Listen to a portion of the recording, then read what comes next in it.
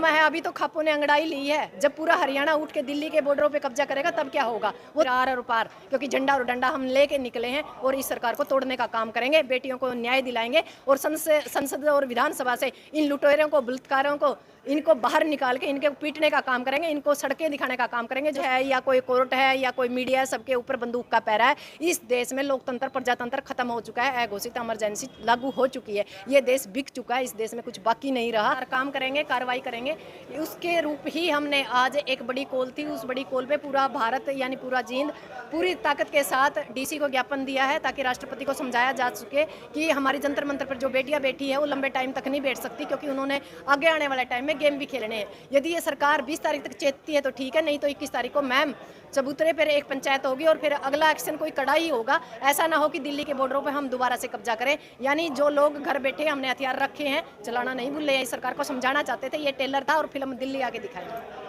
हिंदू राष्ट्र बनाने वाली सरकार आज लड़कियों पे, हिंदुओं पे ही इस तरह के। हमें ऐसे हिंदू राष्ट्र की जरूरत नहीं। 2014 से पहले भी हम हिंदू थे, तिलक भी धारी हैं, कलेवा भी बांधते हैं, पर इसका मतलब ये नहीं है हम कट्टर हिंदू नहीं बनना चाहते, जहां सिर्फ हमें मंदिर मस्जिद के अंदर ये सरकार उलझा के रखना चाहती है, क्योंकि इसके पास विकास नहीं है, शिक्षा नहीं है, रोजगार नहीं है, सुरक्षा नहीं है। ये सिर्फ मंदिर और घंटों के पीछे इस देश का जो दिमाग और डिबेट मतलब बदलना चाहती है, धर्म में उलझा के रखना चाहती है। हमें धर्म हमारे लिए पूरे भारत में हिंदू, मुस्लिम, सिख, ईसाई आपस में भाई भाई, यानी हमारा एक देश है जो गुलदस्ता है। हमें आपसी में लड़ाने की कोशिश मत कीजिए और इन बहन बेटियों को जो उनका न्याय है उनको न्याय दीजिए। व्रतभूषण को हम तो ये कहते हैं उसको जो संवैधानिक पद है उनसे उतार के और उनको जेल में डालने का काम कीजिए। कई दिन पहले ब्रजभूषण ने लाइव आके माफी भी मांगी थी खाप पंचायत। वो तो निकम्मा है, अभी तो खापों ने अंगड़ाई ली है। जब पूरा हरियाणा उठ के दिल्ली के बॉर्डरों पे कब्जा करेगा तब क्या होगा? वो तो 4 दिन पहले ये भी बता रहा था कि वे तो विशेष कौम है, मैंने तो ऐसा कुछ किया नहीं। अब क्यों माफी मांग रहा है? क्योंकि उसने पता चल गया है कि पूरी खापे, पूरा देश एक साथ इकट्ठा हो गया है।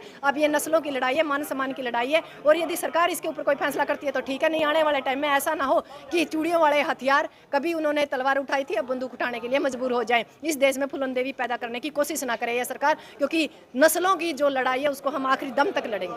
तो आगे की कोई रणनीति 21 तारीख तक है। यदि मैम चबूतरे पे हमारी जो खापे, हमारे किसान संगठन है, सामाजिक संगठन, शांति से यदि कोई समाधान निकलता तो ठीक है, नहीं तो फिर आर और पार, क्योंकि झंडा और डंडा हम लेके निकले हैं और इस सरकार को तोड़ने का काम करेंगे, बेटियों को न्याय दिलाएंगे और संसद और विधानसभा से इन लुटेरों को, बलात्कारों को, इनको बाहर निकाल के इनके पीटने का काम करेंगे, इनको सड़कें दिखाने का काम करेंगे। जो सड़कों के लोग हैं उनको हम सदन में, विधानसभा और संसद में भेजने का काम करेंगे, ताकि घर की बहिर काका लिखनी, क्योंकि हम तंग आ चुके हैं इस सरकार से। पूरी तरह अघोषित इमरजेंसी इस देश के अंदर लागू हो चुकी है। जो खिलाड़ियों के आरोप है, जो तो किस तरह की जांच चल रही ब्रजभूषण की? नहीं, जांच चल कहाँ रही है? ये तो बड़ी मुश्किल से, तो आप लोगों ने देखा होगा कि जब कोर्ट ने संज्ञान लिया है, जब एक एफआईआर दर्ज हुई है, फिर सुप्रीम कोर्ट ने कहा कि नीचे के कोर्ट के अंदर ही आप कार्रवाई कीजिए।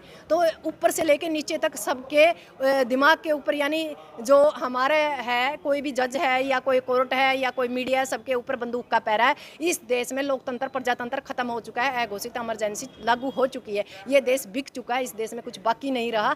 अब तो बात यह है कि यदि कुछ लोग, कुछ लड़ाका लोग इस देश को बचा पाए तो वो अलग बात है। जो एफआईआर हुई है, उस पे किस तरह कार्रवाई? नहीं, कार्रवाई कहाँ हुई है? कार्रवाई तो हुई नहीं रही, जांच हुई नहीं रही। यदि जांच और कार्रवाई होती तो हमें ये दिन नहीं देखने पड़ते, हमें बार बार सड़कों की सैर नहीं करनी पड़ती। नहीं, सरकार चाहती है कि ब्रजभूषण को बचाया जाए, क्योंकि वो गुंडा टोल है और ये सारी जो सरकार है, सरकार नहीं है। संसद के अंदर सभी गुंडे बैठे हैं और गुंडों का टोल है। इनको बहू बेटियों का दर्द का पता ही नहीं है। इनके घर में बहू बेटियां नहीं है, इनको पता नहीं एक महिला की इज्जत मान सम्मान क्या होता है। लेकिन बीजेपी तो बेटी बचाओ बेटी पढ़ाओ हाँ, बेटी, हाँ, वो कह रही थी कि हमसे बचाओ। वो नारा हमें थोड़ा लेट समझ में आया।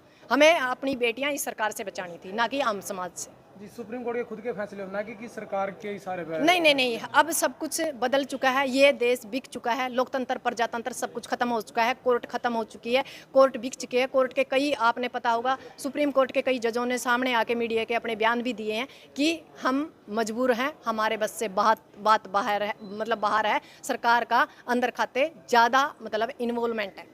न्याय की कितनी उम्मीद है जी? उम्मीद तो यही है कि नहीं, कोर्ट की एक बात बताओ, जब कोर्ट के जज ही इस चीज़ में मतलब कुछ एक्शन नहीं ले सकते तो हम कहाँ न्याय की उम्मीद करें? बाकी उम्मीद सिर्फ लास्ट सरकार से है। यदि कुछ फैसला लेती है तो ठीक है, नहीं तो फिर हम आर पार की लड़ाई लड़ेंगे।